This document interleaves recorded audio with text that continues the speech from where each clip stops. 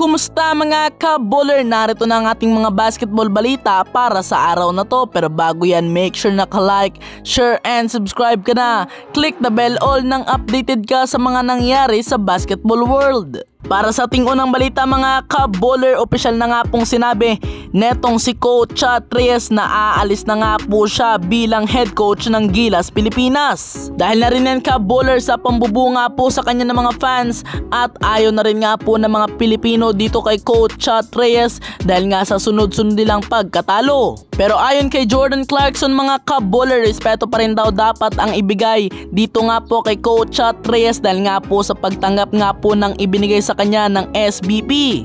May mga nababasa akong report ka-baller na kung saan may tsansa nga daw ang Gilas Pilipinas na makapasok pa sa Olympics dahil nga sila ngayon ay pangalawa sa pwesto sa Group M. Pero ang pinakamalaking tanong ngayon ka-baller kung sino nga ba ang papalit dito nga po kay Coach Chot Reyes. Pero sabi nga po ng mga ilang Pinoy fans, kinakailangan nga po nating ibalik eto nga pong si Coach Tab Baldwin. Pero ka-baller, sa tingin mo sino nga bang papalit kay Coach Chot?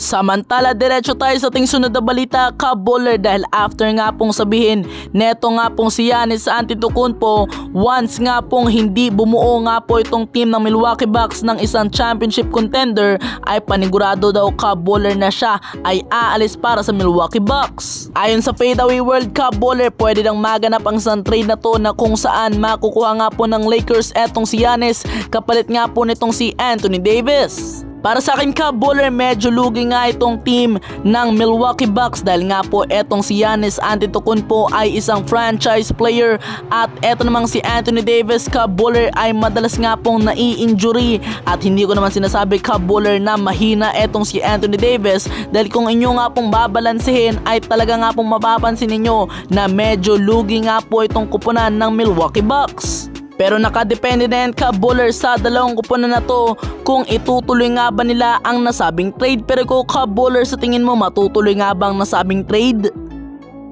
Dito na ka-baller nagtatapos ang ating mga balitaan, kaya kung gusto niyo po ng mga gantong video, make sure na naka-like, share and subscribe ka na.